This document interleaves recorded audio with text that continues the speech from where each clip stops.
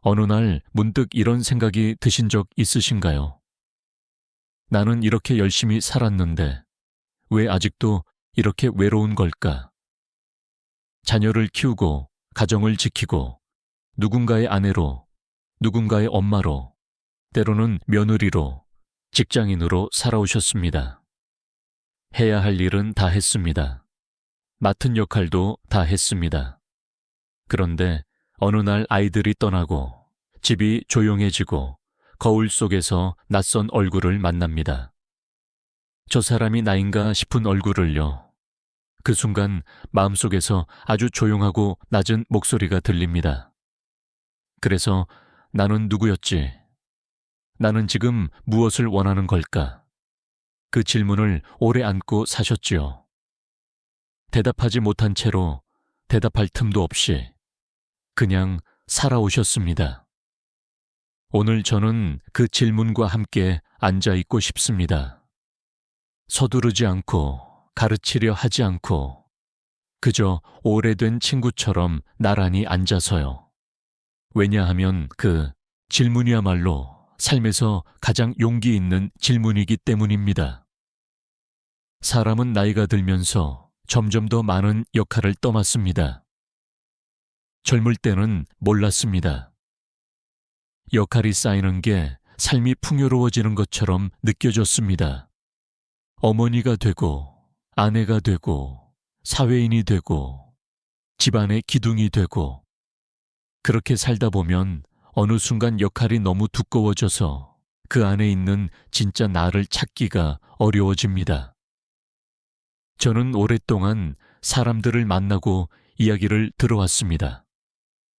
젊은 사람들도, 나이 든 사람들도, 성공한 사람들도, 그렇지 않은 사람들도요. 그 오랜 시간 속에서 저는 한 가지를 분명히 보게 되었습니다. 사람이 가장 힘들 때는 돈이 없을 때도, 몸이 아플 때도 아닙니다. 자기 자신을 잃어버렸다는 걸 알게 될 때입니다. 그리고 그 상실은 조용히 옵니다. 한 번에 오지 않습니다. 누군가의 기대를 들어주다가 조금씩, 관계를 지키기 위해 조금씩, 싫은 소리 듣기 싫어서 조금씩 자기 자신을 뒤로 밀어두다 보면 어느 날 문득 내가 없어진 것을 알게 됩니다. 그것이 노년의 고독을 만드는 가장 깊은 뿌리라고 저는 생각합니다. 사람들은 나이 드는 것을 두려워합니다. 한국 사회는 특히 그렇습니다. 젊음을 잃는 것, 쓸모가 없어지는 것, 가족에게 짐이 되는 것, 사람들이 나를 뒤에서 수군거리는 것, 이런 두려움들이 마음속에 쌓여 있습니다. 그런데 저는 오히려 이렇게 묻고 싶습니다. 지금까지의 삶에서 가장 많이 두려워한 것이 무엇이었습니까? 그 두려움이 지금의 나를 어떻게 만들었습니까? 두려움은 우리를 작아지게 합니다. 한 걸음 내디딜 때마다 저게 어떻게 생각할까? 이게 이상하게 보이지 않을까? 남들은 어떻게 하나? 이런 생각들이 먼저 앞서게 됩니다. 그렇게 살다 보면 삶은 점점 조심스러워지고 결국은 자기 자신이 아닌 타인의 기대 위에 세워진 삶이 됩니다. 그 삶이 얼마나 피곤한지 여러분은 이미 아실 겁니다. 저는 한 가지 이야기를 오래 생각해 왔습니다. 사랑에 관한 이야기입니다. 우리는 사랑을 너무 좁게 이해해온 것 같습니다. 누군가를 사랑한다는 것, 누군가에게 사랑받는다는 것만이 사랑의 전부인 줄 알았습니다. 그런데 사랑에는 훨씬 더 깊은 의미가 있습니다. 삶을 온전히 껴안는 힘, 고통 속에서도 아름다움을 발견하는 눈, 자기 자신을 있는 그대로 받아들이는 따뜻함, 이 모든 것이 사랑입니다. 그리고 그 사랑에서 진짜 지혜가 자랍니다. 사랑 없이는 사람이 커지지 않습니다. 지식이 아무리 쌓여도, 경험이 아무리 많아도 마음의 사랑이 없으면 사람은 점점 좁아집니다. 비교하고 판단하고 방어하고 상처받은 채로 굳어갑니다. 반대로 삶에 대한 사랑이 있는 사람은 나이가 들수록 오히려 부드러워집니다. 더 많이 이해하게 되고 더 많이 품게 되고 쉽게 흔들리지 않게 됩니다. 그것이 진짜 어른입니다. 연세가 있어서 어른이 아니라 마음이 그렇게 자랐기 때문에 어른인 것입니다. 그 어른이 되는 길은 나이가 아니라 삶을 사랑하는 방식에 달려 있습니다. 한국 사회에서 중년 이후의 삶, 특히 여성의 삶은 많은 경우 자기 자신보다 타인을 위한 삶이었습니다. 시어머니를 모시고 남편을 뒷바라지하고 아이들을 키우고 그 사이에 자신이 무엇을 좋아하는지, 무엇을 원하는지조차 생각할 겨를이 없었습니다. 그렇게 살다가 아이들이 자라 집을 떠나면 이른바 빈둥지 증후군이라고 부르는 그 공허함이 찾아옵니다. 그런데 많은 분들이 그 공허함을 부끄러워합니다. 아이가 떠났는데 뭐가 그리 힘드냐고, 이제 편하게 사는 거 아니냐고 주변에서 말할 것 같아서 그 아픔을 혼자 사깁니다. 저는 그 공허함이 나쁜 것이 아니라고 말하고 싶습니다. 그 공허함은 오히려 신호입니다. 이제 진짜 자신을 찾아야 할 시간이 왔다는 신호입니다. 역할이 아닌 존재로서의 나를 만나야 할 때가 왔다는 신호입니다. 그 신호를 두려워하지 마십시오. 그 신호를 억누르지 마십시오. 그 공허함 속에 사실은 자유가 숨어 있습니다. 저는 오래전부터 이런 생각을 해왔습니다. 사람이 쌓아두는 것들이 과연 삶을 풍요롭게 하는가 하고요. 돈을 쌓고 명예를 쌓고 자녀에게 인정받으려 하고 남들에게 좋게 보이려 하고 그 쌓아두는 것들이 마음을 채워줄 것이라고 생각했는데 어느 날 보면 그것들이 오히려 마음을 짓누르고 있습니다. 정말로 삶을 풍요롭게 하는 것은 쌓는 것이 아니라 나누는 것입니다. 그런데 여기서 말하는 나눔은 물질만이 아닙니다. 관심을 나누고 시간을 나누고 따뜻한 말 한마디를 나누고 진심 어린 미소를 나누는 것입니다. 더 중요한 것은 자기 자신을 삶에 나누는 것입니다.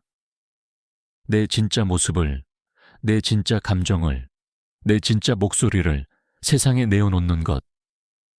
그것이 삶에서 가장 용기 있는 나눔입니다. 우리는 너무 오래 자신을 감추며 살았습니다. 상처받을까봐, 오해받을까봐, 약해 보일까봐. 그러나 진짜 강인함은 자신을 드러낼 수 있는 용기에서 옵니다. 약한 것을 숨기는 것이 강함이 아닙니다. 약한 것을 인정하면서도 무너지지 않는 것, 그것이 진짜 강인함입니다. 결혼 생활에 대해서도 솔직하게 이야기해 보고 싶습니다. 많은 분들이 겉으로는 멀쩡한 가정을 이루고 살면서도 마음 깊은 곳에서는 몹시 외롭습니다. 남편이 옆에 있는데 외롭고, 자녀들이 연락을 하는데 외롭고, 친구들이 있는데 외롭습니다. 그 외로움의 본질이 무엇일까요? 저는 그것이 진짜 대화의 부재라고 생각합니다. 말은 많이 하는데 진짜 이야기를 못하는 것. 눈앞에 사람이 있는데 마음은 닿지 않는 것. 그 강역이 외로움을 만듭니다. 한국의 많은 부부들이 수십 년을 함께 살면서도 서로에게 진짜 마음을 꺼내본 적이 없습니다. 남편은 일과 사회적 역할에 묻혀 있고, 아내는 집안과 자녀에 묻혀 있고, 두 사람이 진짜 서로를 바라보는 시간은 없었습니다. 그러다 자녀가 떠나고, 은퇴를 하고, 두 사람만 남았을 때 비로소 마주합니다. 그런데 오래 대화를 하지 않으면 대화하는 법을 잊어버립니다. 서로가 낯섭니다. 그 낯설미 갈등이 되기도 하고 더 깊은 외로움이 되기도 합니다. 저는 이것이 나쁘다고 말하는 것이 아닙니다. 이것이 새로운 시작의 기회가 될 수 있다고 말하고 싶습니다. 지금 이 순간부터 진짜 대화를 시작할 수 있습니다. 어색해도 괜찮습니다. 서툴러도 괜찮습니다.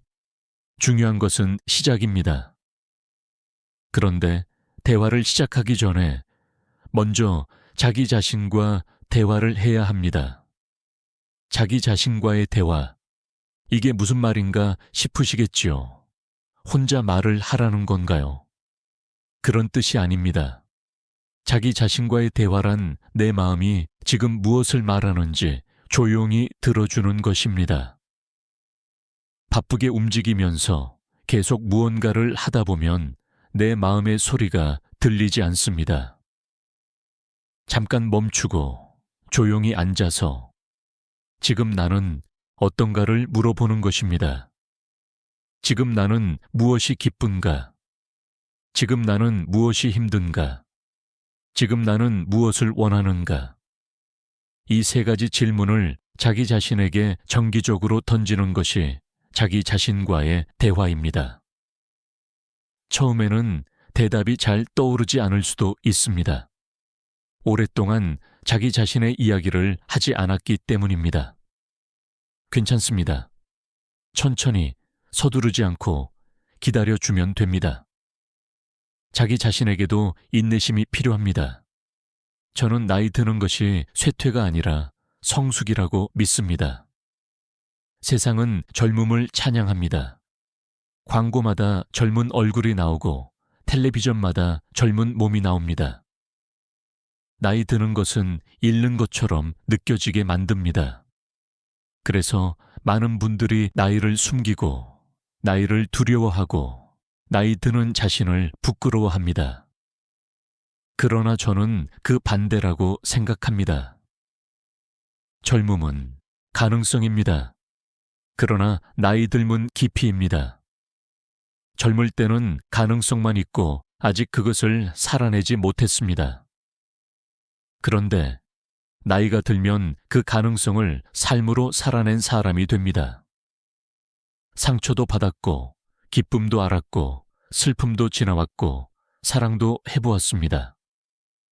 그 모든 것이 쌓여서 만들어진 사람이 지금의 여러분입니다. 그 깊이는 어떤 젊음도 가질 수 없는 것입니다. 성숙에는 나이가 정해져 있지 않습니다. 40에 이미 깊어진 사람이 있고 70에도 여전히 얕은 사람이 있습니다. 성숙은 나이가 아니라 살아온 방식, 그리고 지금 살아가는 방식에서 결정됩니다. 지금 이 순간 자기 자신을 되찾으려 하는 그 마음이야말로 가장 성숙한 시작입니다. 고독에 대해서도 이야기하고 싶습니다. 우리는 고독을 두려워합니다. 고독은 실패한 삶의 증거처럼 느껴집니다. 나이 들어서 혼자 있다는 것, 자녀가 자주 연락하지 않는다는 것, 친구들이 하나둘 멀어진다는 것, 이 모든 것이 부끄럽거나 슬픈 일처럼 느껴집니다. 그런데 저는 고독에는 두 종류가 있다고 생각합니다. 하나는 상처가 쌓여서 만들어진 고독입니다. 관계에서 계속 상처를 받다가 믿었던 사람들에게 실망하다가 점점 마음을 닫게 되면서 오는 고독입니다. 이 고독은 아픕니다. 다른 하나는 자기 자신과 온전히 함께하는 고독입니다. 타인의 소음에서 벗어나 자기 내면의 소리를 듣는 시간, 자기 자신을 깊이 들여다보는 시간, 이 고독은 오히려 충만합니다. 우리가 두려워해야 할 것은 고독이 아닙니다. 자기 자신을 잃어버린 채로 사람들 속에 있는 것입니다. 그것이 진짜 외로움입니다. 혼자 있어도 자기 자신과 평화로운 사람은 외롭지 않습니다. 자기 자신과 평화로워지기 위해서는 먼저 자기 자신을 용서해야 합니다. 많은 분들이 과거에 매여 삽니다. 그때 내가 왜 그랬을까? 그때 다르게 했더라면 어땠을까? 그 후회가 현재를 어둡게 만듭니다. 그런데 생각해 보십시오. 그때의 당신은 그때의 당신이 할 수 있는 최선을 다했습니다. 지금의 눈으로 보면 부족해 보이더라도 그때는 그것이 최선이었습니다. 그때 당신이 가진 지식으로, 그때 당신이 처한 상황에서, 그때 당신이 가진 힘으로 최선을 다했습니다. 그것을 인정해 주어야 합니다. 그것을 자기 자신에게 인정해 주는 것이 용서입니다. 과거를 용서하지 않으면 현재를 살 수 없습니다. 과거의 짐을 내려놓아야 현재의 발걸음이 가벼워집니다. 여러분이 살아온 그 세월이 결코 헛된 것이 아닙니다. 그 세월이 지금의 여러분을 만들었습니다. 그리고 지금의 여러분은 충분히 가치 있는 사람입니다. 무엇을 이루어서가 아니라 그 오랜 시간을 살아내었기 때문에. 자녀와의 관계에 대해서도 솔직하게 이야기해 보겠습니다. 한국의 많은 부모들이 자녀를 위해 자신을 희생했습니다. 그리고 그 희생이 사랑의 표현이라고 믿었습니다. 물론 그 마음은 진심입니다. 그러나 때로 그 희생이 자녀에게 부담이 되기도 합니다. 부모의 희생이 너무 크면 자녀는 그것을 갚아야 한다는 압박을 느낍니다.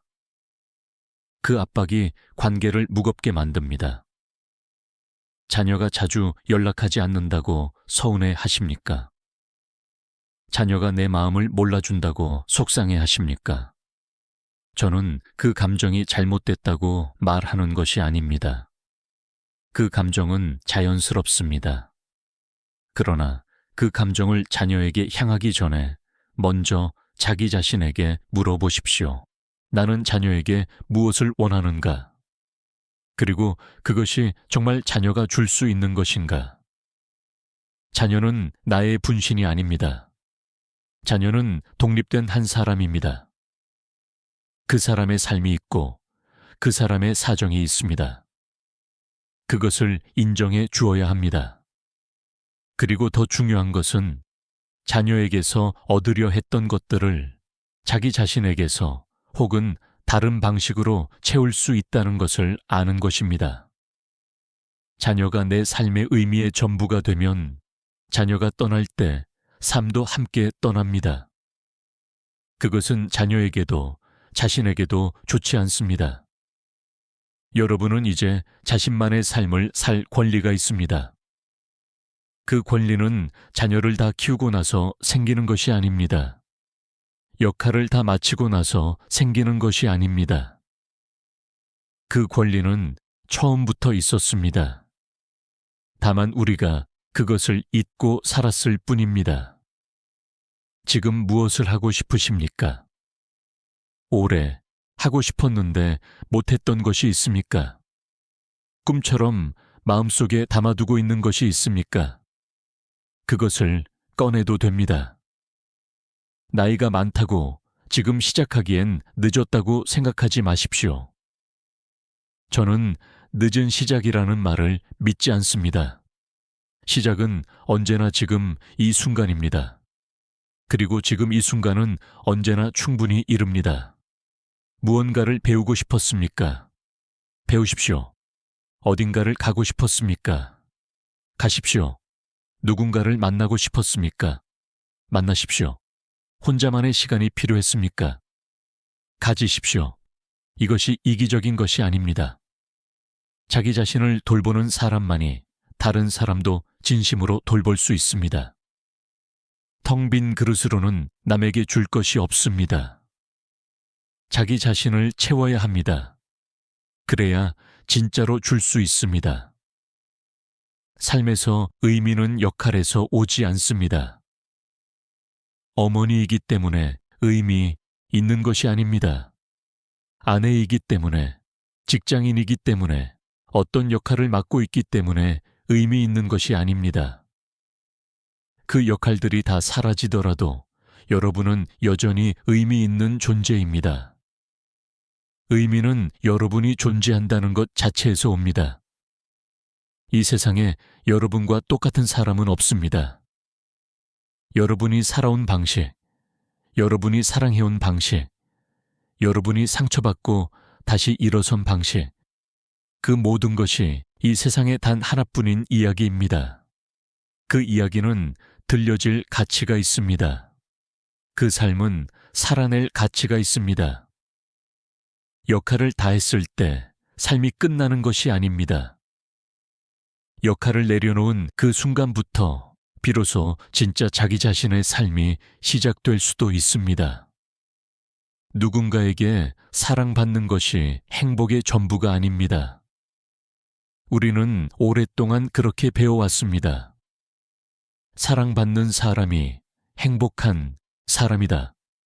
그래서 사랑받기 위해 노력했습니다. 착하게 살고 양보하고 희생하고 좋은 모습만 보이려 했습니다. 그런데 사랑받기 위해 산 삶은 사랑받지 못하는 순간 무너집니다. 진짜 행복은 다른 곳에서 옵니다. 자기 자신을 사랑하는 것, 자기 자신을 있는 그대로 받아들이는 것, 주름진 얼굴도, 무거워진 몸도, 느려진 걸음도, 이 모든 것이 살아낸 시간의 흔적임을 인정하는 것. 그 인정에서 진짜 사랑이 시작됩니다. 그리고 자기 자신을 사랑하는 사람은 남에게도 진심으로 사랑을 줄 수 있습니다. 조건 없이, 기대 없이, 그저 주고 싶어서 주는 사랑을요. 그것이 가장 자유로운 사랑입니다. 삶을 살아가다 보면 상처는 피할 수 없습니다. 누군가의 말에 상처받고, 오해를 받고, 기대에 어긋나고, 믿었던 사람에게 배신당하기도 합니다. 그 상처들이 쌓이면 마음이 딱딱해집니다. 더 이상 상처받지 않으려고 마음의 문을 닫습니다. 그런데 마음의 문을 닫으면 상처가 들어오지 않는 대신 기쁨도 들어오지 않습니다. 사랑도 들어오지 않습니다. 상처를 피하려다 삶 전체를 잃는 것입니다. 저는 상처를 피하는 것이 답이 아니라고 생각합니다. 상처를 입어도 회복하는 것, 쓰러져도 다시 일어나는 것, 그 힘이 진짜 삶의 힘입니다. 그 힘은 어디서 오는가? 자기 자신에 대한 믿음에서 옵니다. 나는 이것도 견딜 수 있다. 나는 이것도 지나갈 것이다. 그 믿음이 회복의 뿌리입니다. 여러분은 이미 그 힘을 가지고 있습니다. 생각해 보십시오. 지금까지 얼마나 많은 어려움을 지나왔습니까? 얼마나 많은 고통을 견뎠습니까? 얼마나 많은 눈물을 삼켰습니까? 그러면서도 지금 여기 있습니다. 그것이 증거입니다. 여러분 안에 그 힘이 있다는 증거입니다. 그 힘을 믿어 주십시오. 그 힘을 인정해 주십시오. 지금까지 그 힘을 남을 위해 썼다면 이제는 그 힘을 자기 자신을 위해 쓸 시간입니다. 노년이 아름다울 수 있는 이유가 있습니다. 젊을 때는 아직 자신이 누구인지 모릅니다. 무엇을 원하는지, 무엇이 자신에게 맞는지, 삶에서 무엇이 진짜 중요한지 아직 모릅니다. 그래서 방황합니다. 남들이 가는 길을 따라가고 남들이 중요하다는 것을 쫓아갑니다. 그런데 나이가 들면 알게 됩니다. 무엇이 진짜이고 무엇이 가짜인지, 무엇이 중요하고 무엇이 덜 중요한지, 누가 진심이고 누가 그렇지 않은지, 그 알미 노년의 선물입니다. 그 알을 가진 사람은 더 이상 불필요한 것에 에너지를 낭비하지 않습니다. 진짜 중요한 것에 집중할 수 있습니다. 진짜 소중한 사람들과 시간을 보낼 수 있습니다. 그것이 젊음이 가질 수 없는 노년의 풍요로움입니다. 물론 몸이 예전 같지 않다는 것을 압니다. 하루가 지나면 피곤하고 여기저기 아프고 뭔가를 해보려 해도 몸이 따라주지 않습니다. 그것이 속상하고 서글프기도 합니다. 그런데 저는 이렇게 생각합니다. 몸이 느려지면 마음이 깊어질 수 있습니다. 빠르게 달리지 못하면 주변을 더 천천히 볼 수 있습니다. 바쁘게 움직이지 못하면 가만히 앉아서 생각할 시간이 생깁니다. 그 느림 속에서 오히려 삶의 본질을 더 잘 보게 됩니다. 서두르지 않아도 됩니다. 빠르지 않아도 됩니다. 천천히 자기 자신의 속도로 살아가는 것, 그것으로 충분합니다.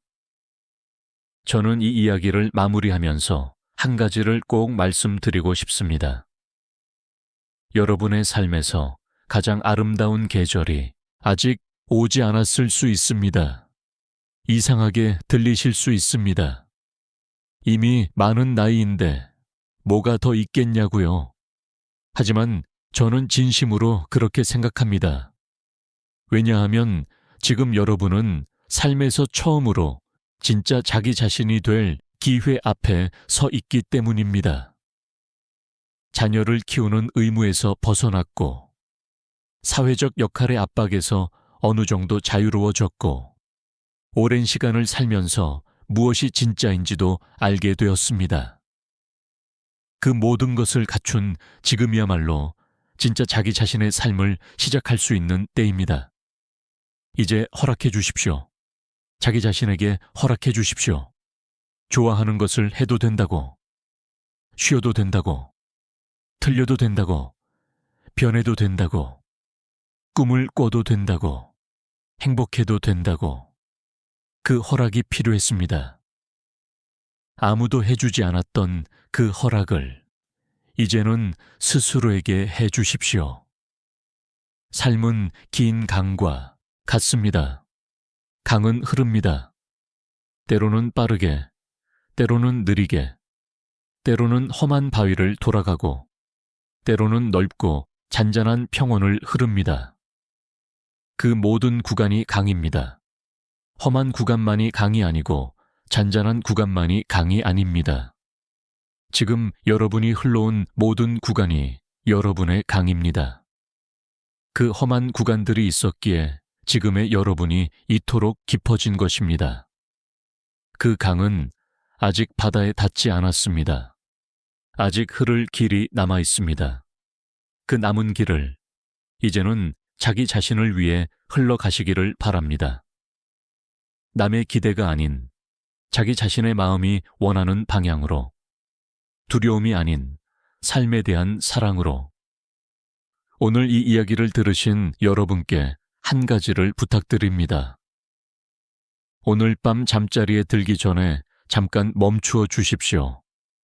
그리고 자기 자신에게 이렇게 말해 주십시오. 나는 충분히 잘 살아왔다. 그리고 앞으로도 잘 살아갈 것이다. 그 말이 처음에는 어색할 수 있습니다. 믿어지지 않을 수도 있습니다. 그래도 말해 주십시오. 말이 마음을 만들기도 합니다. 자기 자신에게 다정하게 말을 걸어주는 것, 그것이 변화의 시작입니다. 앞으로 어떤 바람이 불어도, 어떤 차가운 시선이 와도, 어떤 외로운 밤이 찾아와도 기억해 주십시오. 여러분은 역할이 아닙니다. 여러분은 그 이상입니다. 그리고 여러분의 삶에서 가장 아름다운 날들은 진심으로 아직 앞에 있습니다.